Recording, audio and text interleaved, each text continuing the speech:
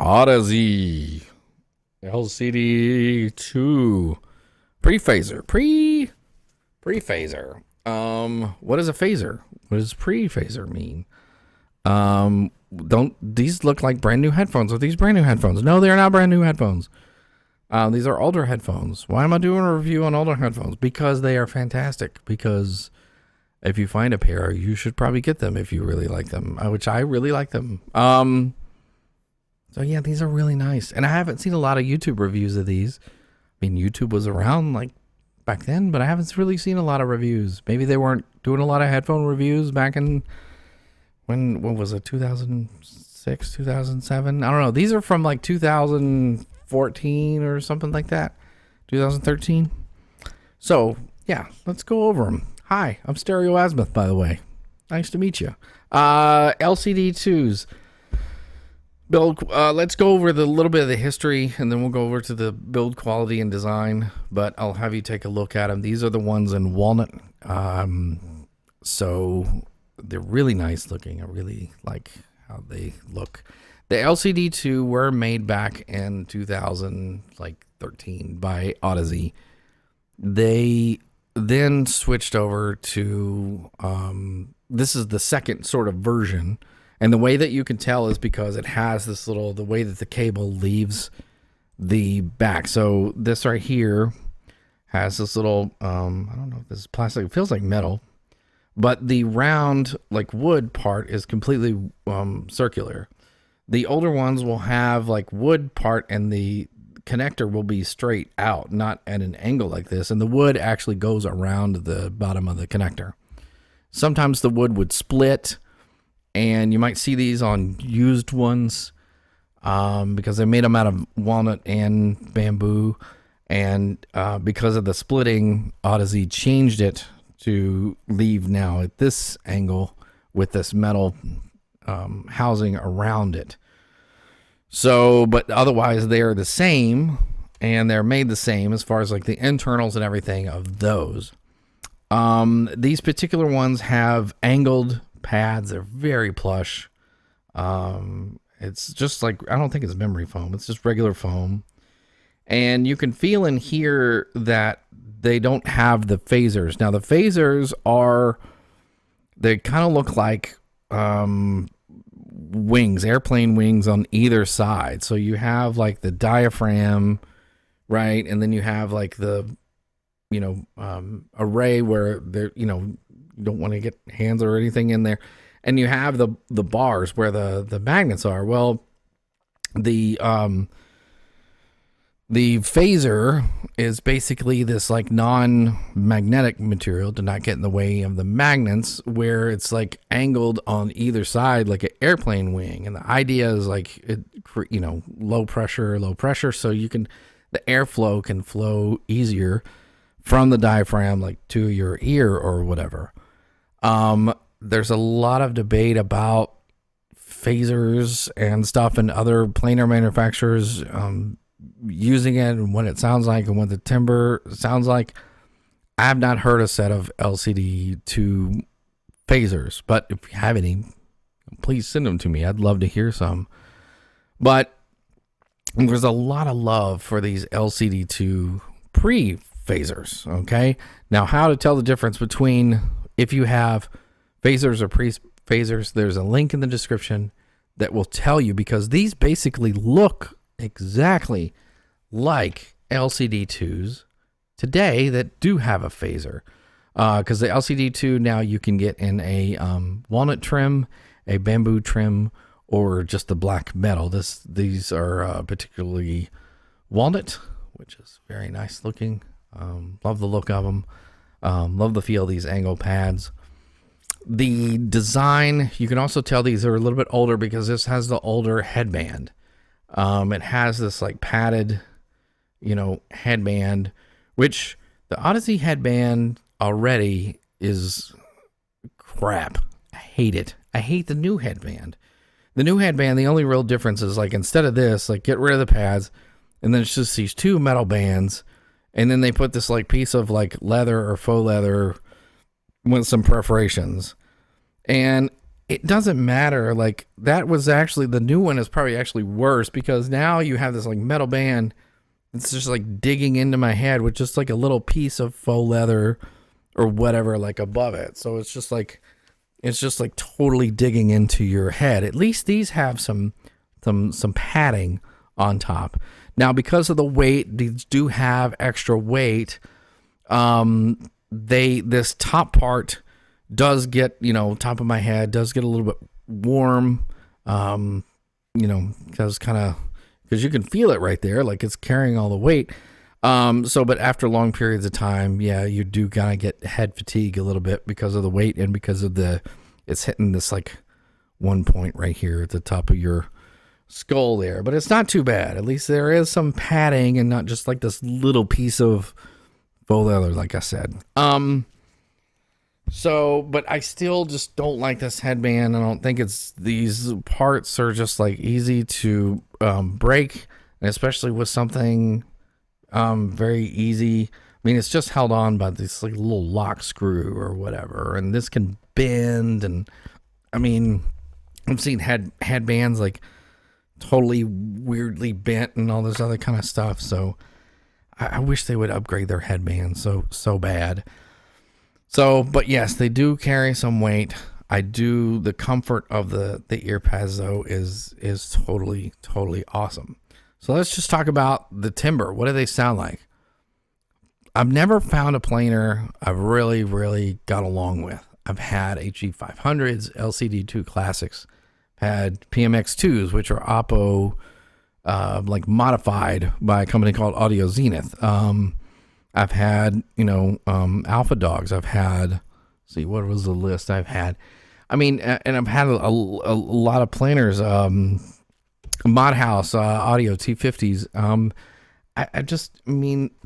And I've tried some planers too, like on loaners, like LCD5s and some other ones. I mean, I've heard LCD-Xs and I've heard all this stuff. I mean, I just did a review on the RDX, and that one I also like fell in love with. And that's what prompted me to like rethink and reevaluate what I thought about like planers, because ultimately I always hear the speed of the planer, but what ultimately gets in the wrong is it's either too overdamped, which is kind of what I heard with the PMX2, where it's like kind of muted sounding, or where it's just like you have these peaks, like, like the HE500s always had this peak in like the 8K range. I could never get around. It was like, stealing knives in my ear. And the LCD2 classics, I mean, they were just like, they just had this like gritty sort of grittiness in the mids that I could never get rid of, no matter what amp that I tried them with. They were very, dynamic. They were very like great in that regard, and they had like that planar low end, but they just didn't, deliver as far as like everything else. And then the soundstage of those were really, really terrible. Like all of them had really terrible soundstage. So the RDXs that I heard had, sort of this like, left, right, center sort of spacious sound. And I was like, oh, this is pretty good. And I liked the clarity because I liked the speed. Like I can finally hear the speed of the planar dynamic to, without all this other like weird timbre, whatever you want to call it, like coloration. And I was just like, oh my gosh, this is really, really great. And it didn't sound like overdamped or anything. And so that's what I really like about it. And the frequency response to these are a little bit more like not as much treble as the RDXs. Like the RDXs to me are more like flat. It may have a little bit more like upper mids, but these are more like slightly downward sloping. Like if you look at the frequency response, pretty even up until you get to about 1K, then it dips about 5K and then just kind of flattens out, or about 1K, yeah, then it's kind of by a few dB and then just kind of flattens out, and then there's a few hills and valleys there, but it's not too bad. The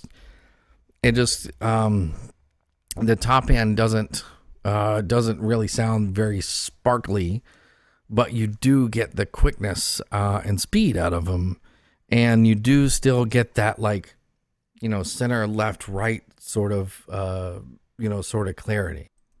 So yes, they do have speed. They do have dynamics too.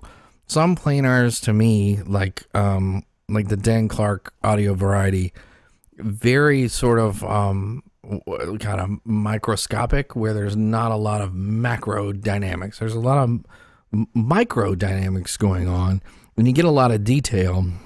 But to me, that's like very fatiguing after a while. I like to hear a lot of dynamics, not really like punch, but it's just like you want the music to breathe. You want it to have some life. You don't want it to just be like stuck there, like there's a limiter like stuck on the whole thing.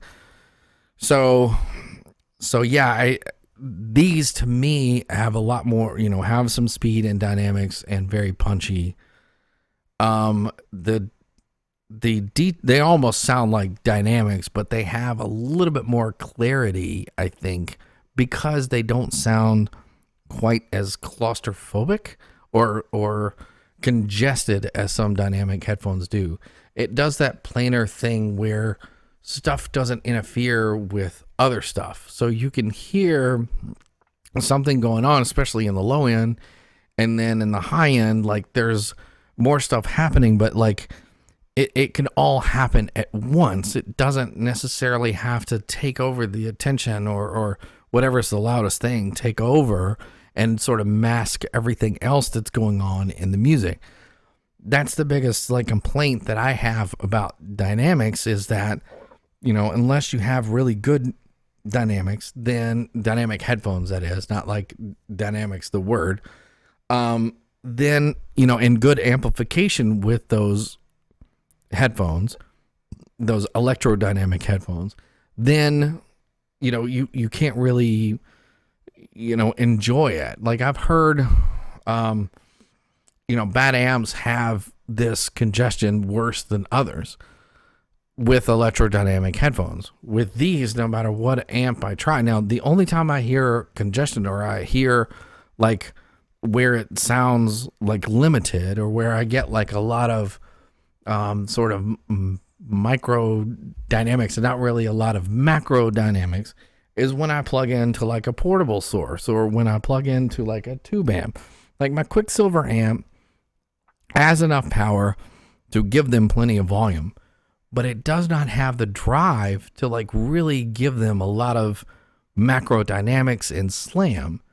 It still takes away some of the dynamics, and where it doesn't sound quite as big and lifelike as if I use as one of my solid state amps, like my Black Widow or even the Liquid Platinum.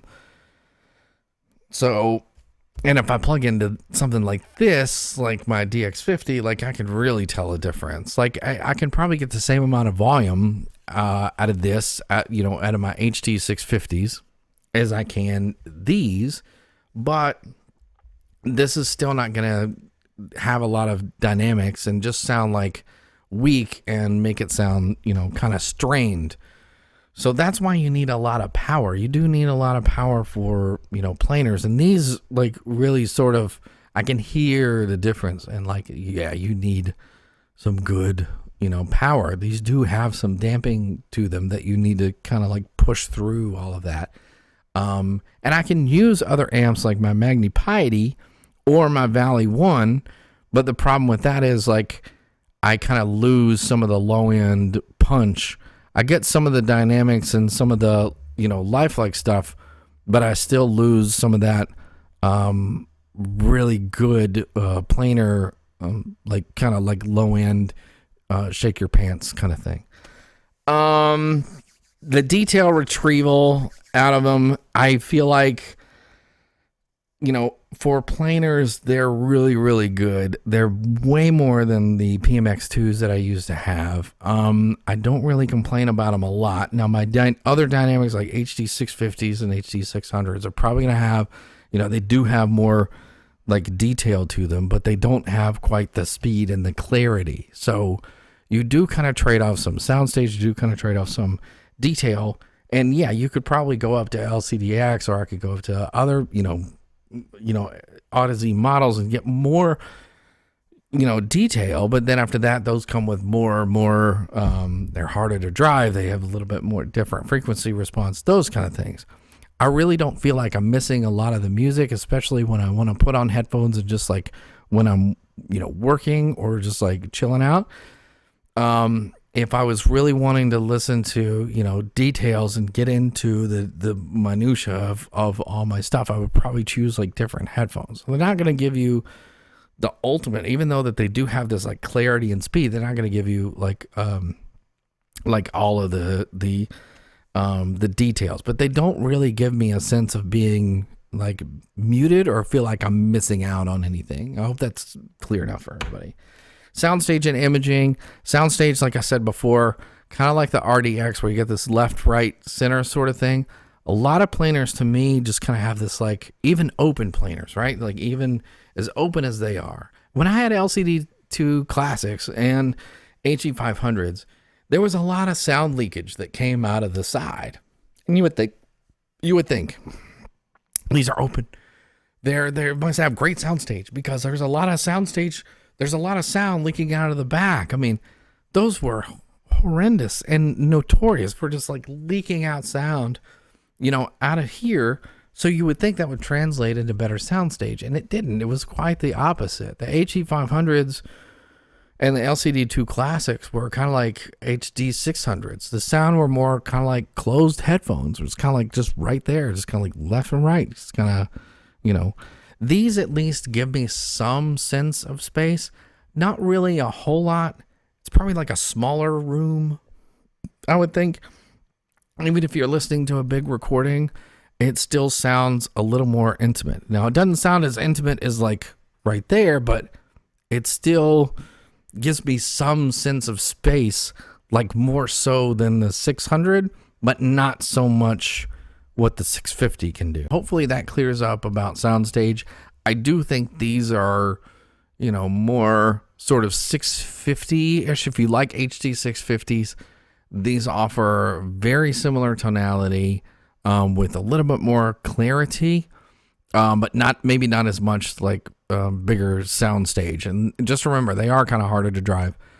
The LCD2 Classics to me were more kind of like HD, HD 600s. I'm sitting here looking at them right now. They're behind my wall.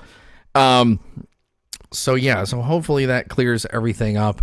And if you're interested in, getting these, like, remember, these look like LCD 2s, like the ones that they have now, like the brand new ones of the 2015, when they started making the Fazor version, but these look exactly the same. If you want to know the difference, a link again is in the description to tell. It more has to do with the serial number and the date of manufacturer, which the date kind of corresponds to, the serial.